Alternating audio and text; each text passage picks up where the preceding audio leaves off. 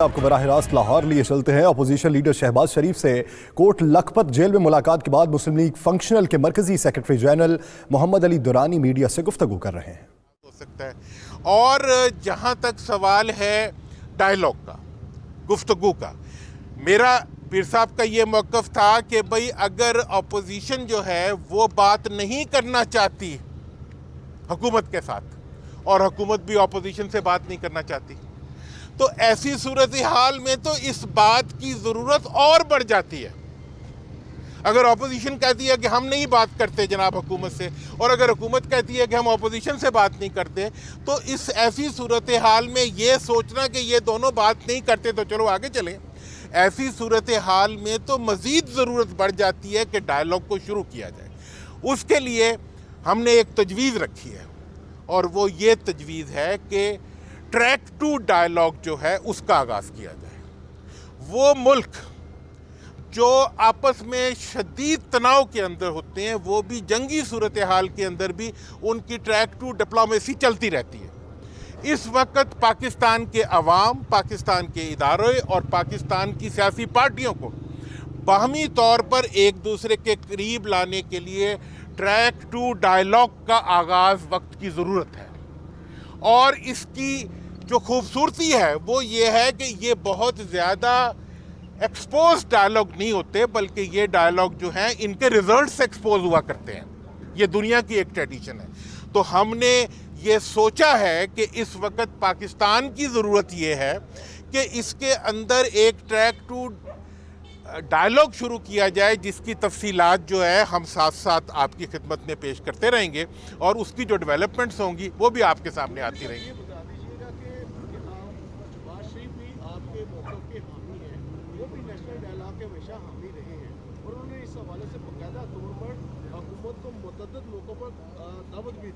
लेकिन हुकूमत की जानिब से ये कहा जाता रहा कि ये एनआरओ मांगे, उस हवाले से भी तो गुफ्तगू हुई। देखें, ये वाली जो बात है, ये गुफ्तगू हो ना हो, ये तो हम रोज़ देख रहे हैं, ठीक है जी। और जो माजी में उन्होंने इस सिलसिले में बात की है डायलॉग के सिलसिले में, जब वो आए थे रिहा होके, वो भी आपके सामने है। तो मैं ये समझता हूँ कि पाकिस्तान की अपोजिशन हो या हुकूमत हो, दोनों की तमाम सोचने वाली क़यादतें जो हैं वो पाकिस्तान में डायलॉग चाहती हैं। इसके लिए इस वक्त जो एक टकराव की कैफियत और एक गर्द उड़ी हुई है, उसके अंदर ख्वाहिश के बावजूद हम पार्लियामेंटेरियन से मिलते हैं, हम अपोजिशन के पार्लियामेंटेरियन से मिलते हैं, हम हर सोचने वाले से मिलते हैं। हर सोचने वाला चाहता है कि ये टकराव पाकिस्तान के हक में नहीं है, खा वो अपोजिशन का हो, खा वो उसका हो। इस टकराव को ख़त्म करने के लिए एक ऐसा एटमॉस्फेयर, और मैं ये आपको बिल्कुल वाज़ेह बात करूं कि हम यहाँ किसी एक इंतहाई आजिज़ी के साथ हाजिर हुए हैं। हम यहाँ पे पीर साहब की तरफ से और अपनी तरफ से हम किसी के ख़िलाफ़ नहीं यहाँ आए, हम किसी के साथ टकराव के लिए यहाँ नहीं आए। अपोजिशन हो या हुकूमत हो, हम ये चाहते हैं कि दोनों किसी तरह से वापस पार्लियामेंट में जाएं और पार्लियामेंट में अपनी गुफ्तगू शुरू करें। हम ये चाहते हैं कि इस्तीफ़ों की आग लगने से पहले पाकिस्तान की सियासत के अंदर, देखें, इस टकराव में कोई नहीं जीतेगा। इस टकराव में लड़ने वाला, जीतने वाला भी हारेगा और हारने वाला भी हारेगा। डायलॉग की बात आपने की है, शहबाज साहब ने कहा कि मैं जेल में बंद हूँ।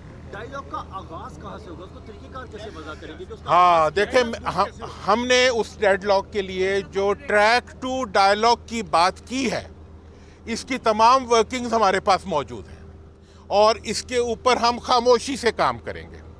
और ये मुलाकात भी उसी खामोश काम का एक हिस्सा था कि हम डायलॉग को, देखें, वो जी मेज़ पे बैठ गए और फिर जी नाकाम हो गई, ठीक है जी, और जी मीडिया के सामने इकट्ठा करके डायलॉग शुरू कर दिया, कुछ नहीं होना। बात तो इस वक्त ये है कि अब आपने किसी नतीजे तक जाना है, और नतीजा ये है कि back to politics, back to जमहूरियत। देखिए, पार्लियामेंट में जो रास्ते मौजूद हैं उनको अपोजिशन इस्तेमाल कर सकती है, और उनके पास ताकत भी है। दुरानी साहब, ये फरमाइएगा कि एक तरफ तो मियाँ शहबाज शरीफ डायलॉग की बात करते हैं, तो क्या जो मुस्लिम लीग नून इस्तीफे दे रही है वो उनकी मर्जी से नहीं दे रही? देखें, शहबाज साहब ने इस वक्त जो बात की है, मैं बिल्कुल वजाहत से बता दूं कि उन्होंने ये कहा है कि वो इस वक्त अपोजिशन का इत्तेहाद है और वो चाहते हैं। ठीक है ना जी, बात ये नहीं है कि वो तो जो पार्टी फैसला करेगी उसके सब पाबंद है। मियाँ साहब भी पाबंद हैं, शहबाज साहब भी पाबंद हैं, सारे पाबंद हैं। इवन जो पीडीएम फैसला करेगी, तमाम उसमें मौजूद पार्टियां उसकी पाबंद हैं, फर्द भी उसके पाबंद है। लेकिन हम उस पाबंदी और उसकी बात, कानून की बात नहीं कर रहे हैं, हम असूल की बात कर रहे हैं।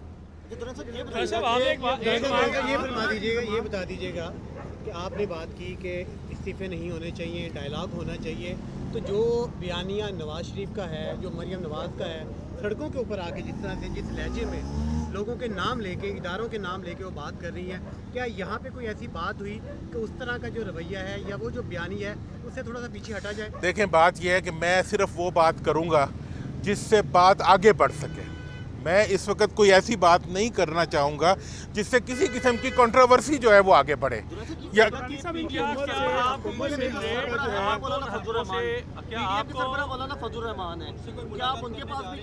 बिल्कुल जाएंगे जी। मैं तो मौलाना से मैं देखें, मैं मीडिया में ज़्यादा नहीं आता, आपको पता ही है, लेकिन मैं बेशुमार दफ़ा फजलुर रहमान साहब से मिलता हूँ। ठीक है ना जी, उनसे मेरा मुसलसल रब्ता है। इवन मियाँ साहब से भी अभी वो आए थे, दुआ के लिए भी हम गए थे, उसके बाद भी उनसे मुलाकात हुई थी। तो मैं मुल्क के तमाम क़यादत के साथ मैं पर्सनल राब्ते में भी हूँ और मैं ये समझता हूँ कि मेरा मसला नहीं है, मैं किसी लीडरी के चक्कर में नहीं हूँ और मैं किसी, आज आप आए हुए हैं तो हम यहाँ बात कर रहे हैं, वरना शायद हम चुप करके घर जाके काम शुरू कर देंगे। क्या आपको हुकूमत की तरफ से यहाँ जो मुलाकात है, आप चूँकि हुकूमत के जो है इत्तेहादी भी हैं, एक तो ये आपको मुलाकात महंगी तो नहीं होगी, अगर कैसी सूरत होती है तो आपका कोई प्रोग्राम है जी? देखें जी, बात यह है कि मेरी पार्टी का और मैं समझता हूँ हर पाकिस्तानी का इस वक्त ना हुकूमत इशू है और ना कोई मफाद इशू है। हम ये समझते हैं कि इस वक्त पाकिस्तान का मफाद इस टकराव को किसी भी कीमत पर ख़त्म करने में है। पाकिस्तान का मफाद इस वक्त यकजहती में है। अपोजिशन की यकजहती जो है वो भी पाकिस्तान के लिए अच्छी है और हुकूमत की यकजहती है वो भी पाकिस्तान के लिए अच्छी है। लीग जो है मियां मोहम्मद नवाज शरीफ के बयाने को और उनकी फिक्र नजरिए को तस्लीम करते हुए जम हो सकती है? देखें जी, पाकिस्तान मुस्लिम लीग फंक्शनल का ये कन्फिडेंट ओपिनियन है कि पाकिस्तान के अंदर मुस्लिम लीगी सोच को आपस में इकट्ठा होके पाकिस्तान के लिए काम करना चाहिए। अच्छा दुरानी साहब, आप पाकिस्तान की बात करें, एक मिनट, आपने जो बात की है अभी, अवाम ये जानना चाह रही है क्या आपको उन मुख्तदर हल्कों की तरफ से भी कोई मैंडेट है या सिर्फ ये पीर साहब वगैरह की अपनी सोच है, हुक्मरान या एस्टेब्लिशमेंट की तरफ मेरा चाह रहा है? देखें जी, जहाँ तक सवाल है एस्टेब्लिशमेंट का, जहाँ तक सवाल है हुक्मरानों का, जो बात मैं कह रहा हूँ वो इस्टेब्लिशमेंट के भी हक़ में है, हुक्मरानों के भी हक़ में है और वो अपोजिशन के भी हक़ में है।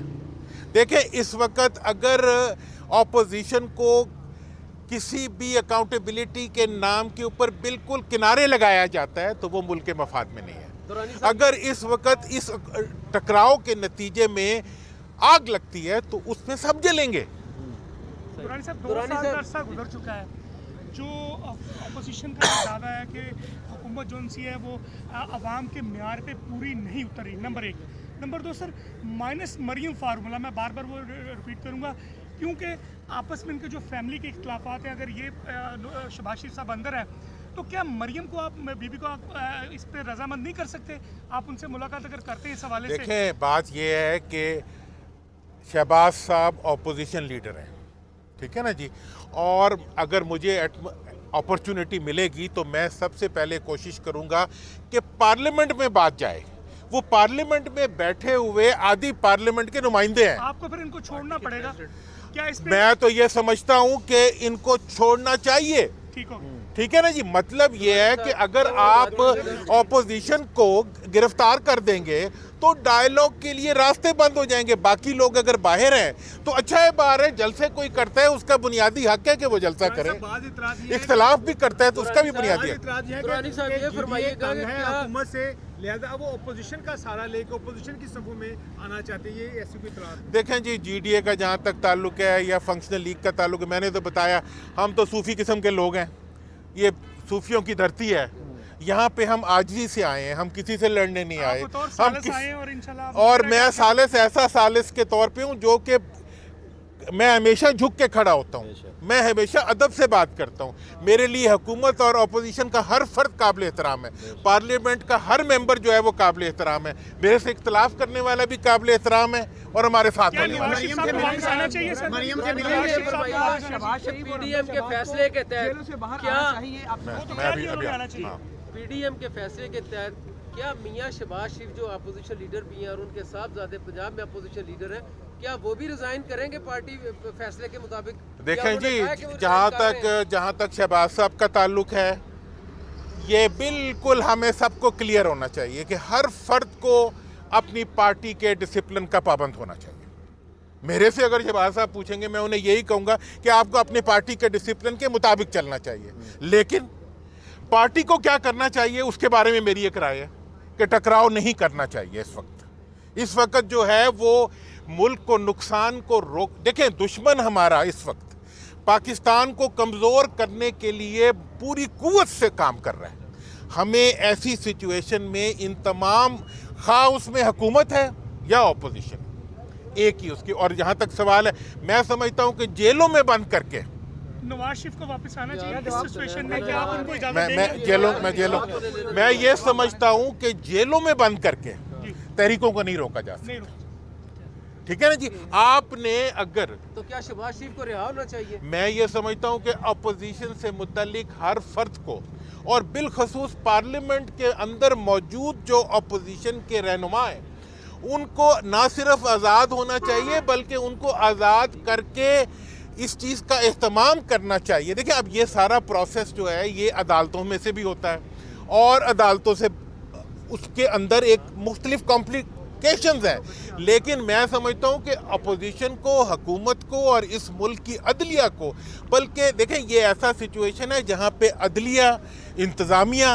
और इस मुल्क की इस्टेब्लिशमेंट से लेके हुकूमत और अपोजिशन सबको मिल के एक किरदार अदा करना चाहिए कि वो इस मुल्क के अंदर back to normal political process इस मुल्क को ला सकें। नॉर्मल प्रोसेस में ही सब लोग हटे हैं।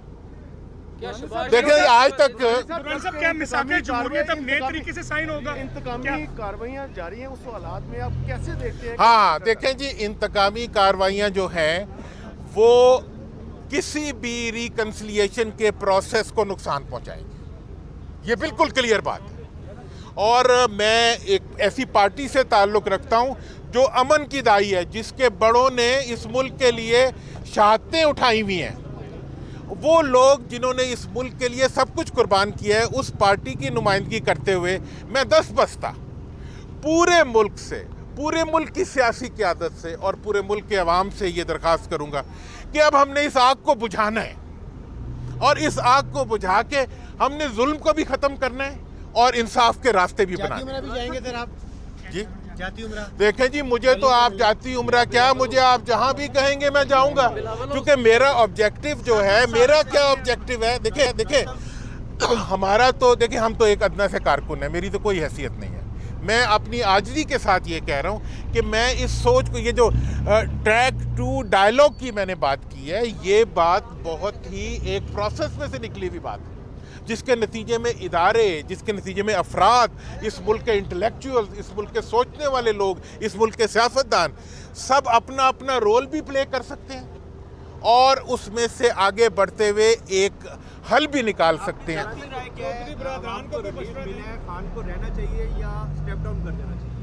देखें जी, ये फैसला पार्लियामेंट ने करना है, देखें ना, ये फैसला पार्लियामेंट ने करना है या आवाम ने करना है। नया मिसाके जमहूरियत साइन होने जा रहा है, क्या उसमें पीटीआई अपने मफादात रखेगी? ऐसा कोई अगर देखें जी, नया जो अब जो साइन होना चाहिए ना जी, वो होना चाहिए मिसाके जमहूरियत, ठीक है ना जी, और मिसाके बर्दाश्त, मिसाके रिकन्सिलिएशन, मिसाके डेमोक्रेसी, मिसाके पार्लियामेंट के इन इदारों को हम आगे बढ़ाएं और देखें जी, अब इस्टेब्लिशमेंट के ऊपर आप जितनी मर्जी आवाज़ें कस लें, किसी के ऊपर जितनी मर्जी आवाज़ें कस लें, लेकिन ये मुल्क तो हमारा है, हमने रहना तो यही है।